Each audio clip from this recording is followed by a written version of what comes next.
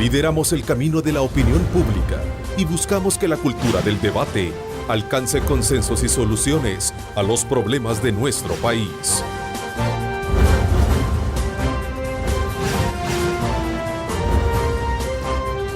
Diálogo con Ernesto López. Gracias, buenos días. El Salvador, miércoles 12 de febrero de 2015. Bienvenidos a Cadena Megavisión, canales 15, 19 y 21. ¿Qué tal? Nos da muchísimo gusto, como siempre, estar con ustedes a esta hora de la mañana. Gracias por sintonizar Diálogo con Ernesto López. Esta mañana de día jueves, varios son los temas que hemos escogido para poder analizarlo desde el punto de vista del gobierno y que han tenido de alguna manera mucha incidencia en la opinión de los salvadoreños. Por ejemplo, y para hablar de casos, digamos, un tanto lamentables, mientras públicamente se debate si existe o no una nueva tregua entre grupos al margen de la ley y las autoridades, las masacres están a la orden del día. La más reciente que tuvimos fue en el sector del Majagual, sumado a otros hechos en los que agentes policiales y efectivos militares están siendo blanco de ataques por parte de Lampa.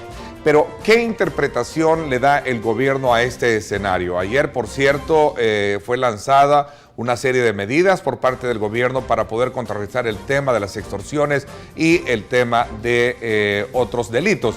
Algo que creo que es importante analizarlo desde la perspectiva del Ejecutivo. Además, sumaremos otros temas de interés para el país, como son las apuestas que tienen las autoridades para superar nuevos desafíos en materia económica y social.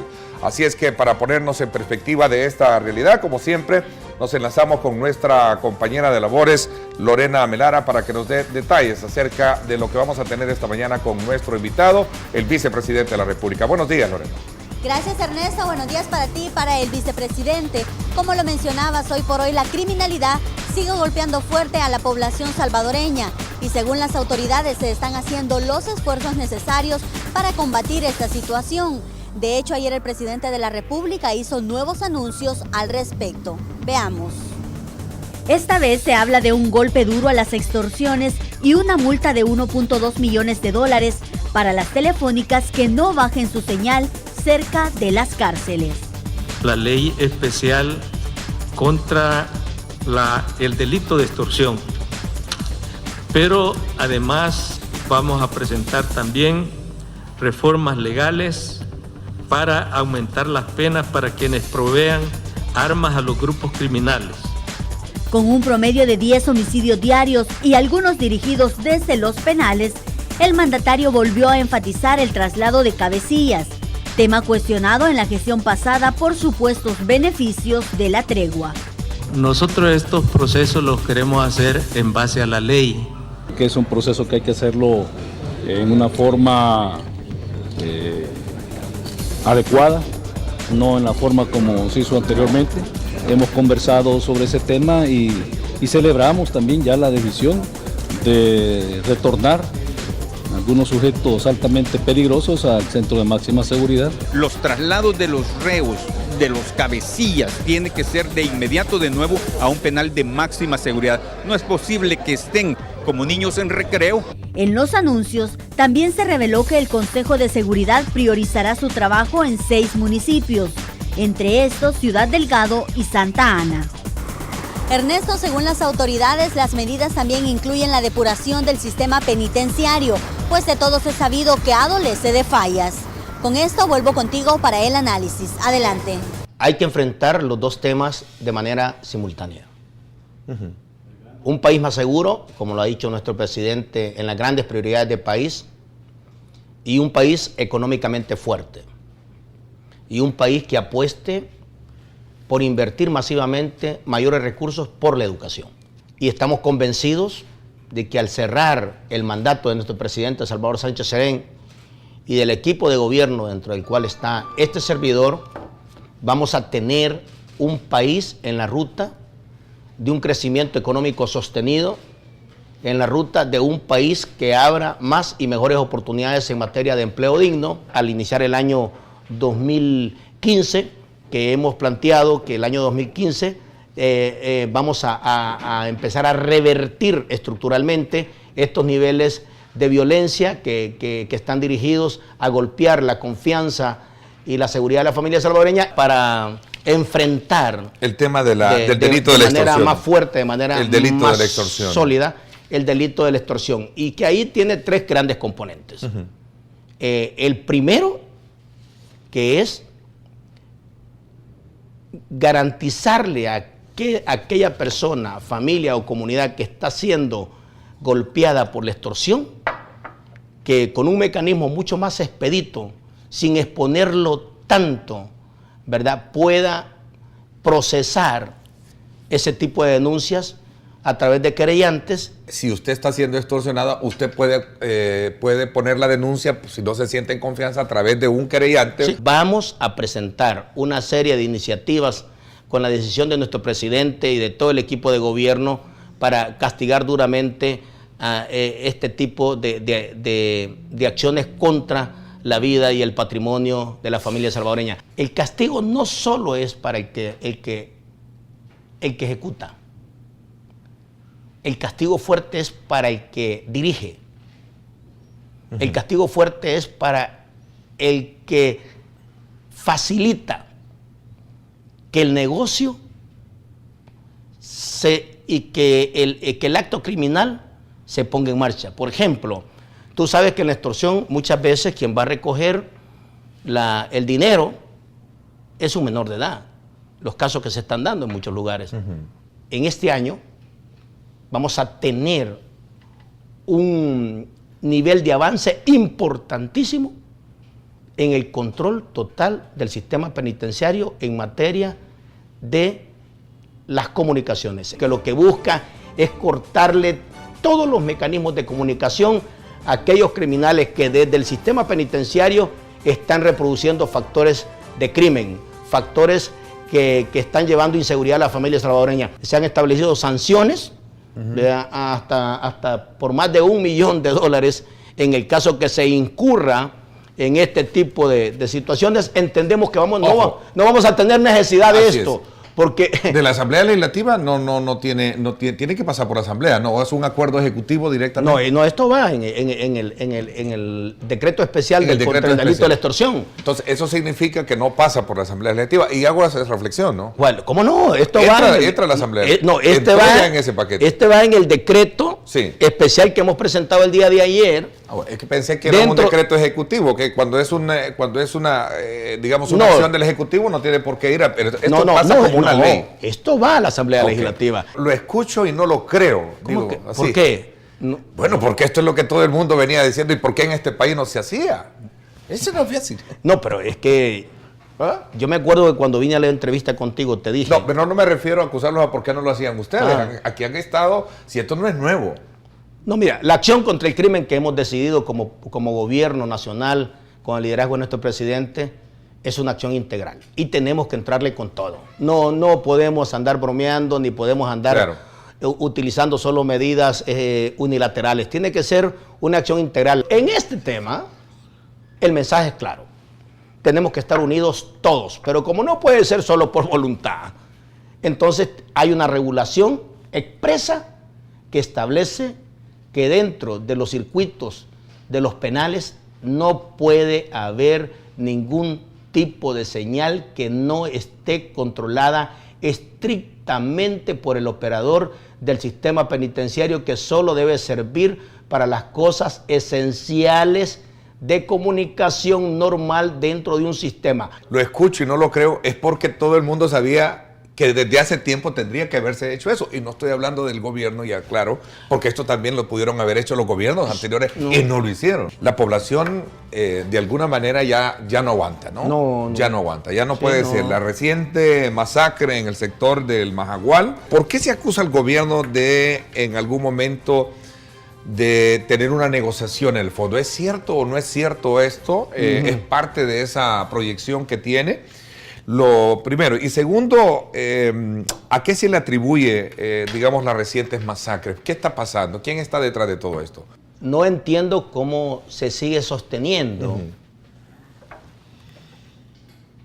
un tema que se le ha dado en llamar tregua en el nuevo contexto de este gobierno, de nuestro gobierno, donde hemos sido muy claros. No puede haber tregua. No puede haber una política de diálogo contra aquellos, con aquellos que permanentemente están golpeando la calidad de vida de la familia salvadoreña. Este gobierno no tiene ninguna política, ninguna estrategia de tregua, ni de diálogo con grupos criminales. Lo que este gobierno tiene en marcha es una estrategia integral. Regresemos al tema de tregua. Sí. Se puede dialogar, pero no negociar. No, ahora, aquí se ha querido vender esa... confundir, se ha querido sorprender en el sentido de que todavía hay algo que no se ha dicho. Y yo pregunto, ¿qué es lo que no se ha dicho? ¿Cómo podemos estar considerando que hay una tregua en marcha cuando tenemos la acción criminal que hemos conocido en el Puerto de la Libertad? Hay una decisión que todos aquellos cabecillas de grupos criminales que sigan desarrollando activamente acciones que tengan un impacto directo en la seguridad de la familia salvadoreña y que estén reproduciendo factores de violencia fuera del sistema penitenciario, puedan ser trasladados a los centros de máxima seguridad. ¿Cuántos de los que han sido protagonistas ya están? Bueno, ya ha comenzado el proceso y lo que sí te puedo decir es lo que el presidente expresó el día de ayer. El proceso va a ser continuo con los menores de edad.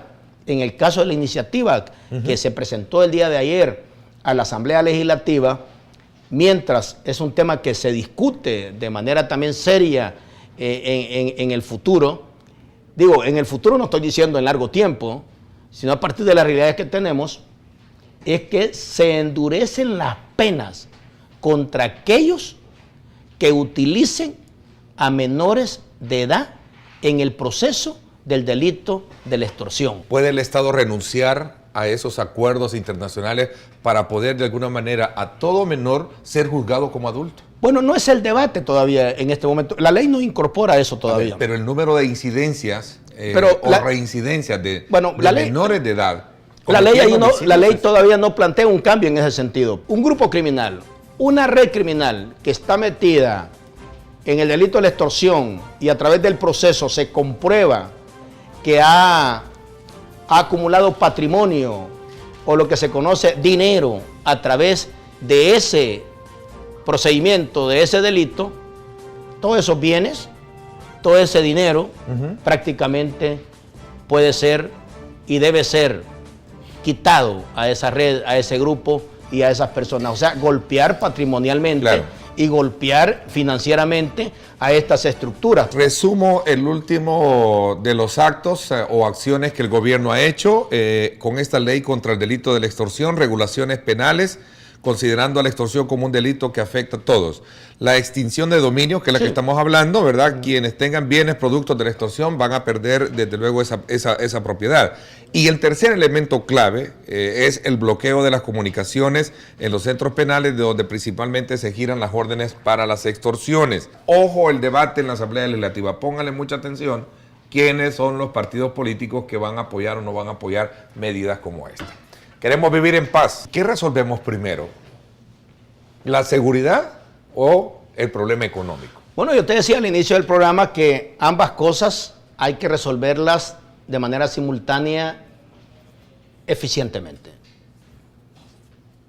Crecimiento económico y seguridad ciudadana son dos componentes donde se desplaza un tren que requiere de ambos carriles. Hay un ahorro de la factura petrolera que es importantísima como país. En el 2015 vamos a comenzar a operar ya el puerto de la Unión Centroamericana. A eso iba, porque ayer precisamente preguntaba una de las protagonistas en el programa, ¿qué pasó con el puerto de la Unión Centroamericana? Tú sabes que nosotros le hemos puesto gasolina de avión, como decimos, y aquí hemos estado el equipo de gobierno y este servidor como por por la delegación de comisionado presidencial para la inversión pública y privada, hemos estado acompañando el proceso. ¿Cuándo comienza a operar? Mira, el cálculo que yo tengo y que tenemos es que a medio año ya vamos a estar en operación. O sea, abre la posibilidad que en el corto y mediano plazo podamos tener un golfo de Fonseca conectado a una zona económica de impacto positivo para los 4 países y especialmente para los 3 países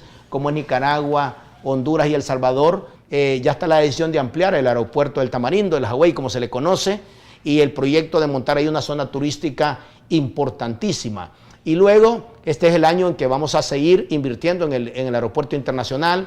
Monseñor Romero, tú sabes que ya hay 70 millones que están en marcha invirtiéndose entre el 2014 y el 2015. Usted ha sido uno de los que ha defendido a capa y espada el proyecto Citran. Sí. ¿Qué ha pasado? ¿Sigue todavía, digamos, a prueba? Y la gran pregunta del millón, ¿cuánto va a costar? ¿Quién va a costear los costos? Valga la redundancia. El Citran ya comenzó a funcionar en su proceso de validación, tal y como fue presentado el cronograma por parte del liderazgo de Obras Públicas junto al viceministro de Transporte. Cuando el Citran en los próximos meses esté funcionando completamente y esté al tope con las más de 200 unidades que se tienen proyectadas, se van a transportar un promedio de 400,000 personas diarias desde la zona de Ilopango, Soyapango hasta el centro de San Salvador en la primera versión. Y esta tarifa, vicepresidente, que va a ser accesible, digamos,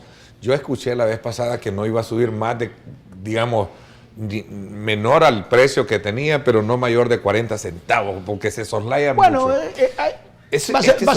Va a ser un promedio que operativamente perfectamente por la calidad del servicio, por la seguridad del servicio, por la apertura y la capacidad que el sistema va a dar para que el usuario pueda contar con un servicio de calidad. La gente siempre me dice, pero los carros, hay que tomar en cuenta que más del 80% de ciudadanos en nuestro país y en el área metropolitana se mueven en transporte masivo de pasajeros, en buses o microbuses. Gracias, pásenla bien y como siempre recuerden lo más importante, amar a Dios sobre todas las cosas. Lideramos el camino de la opinión pública y buscamos que la cultura del debate alcance consensos y soluciones a los problemas de nuestro país.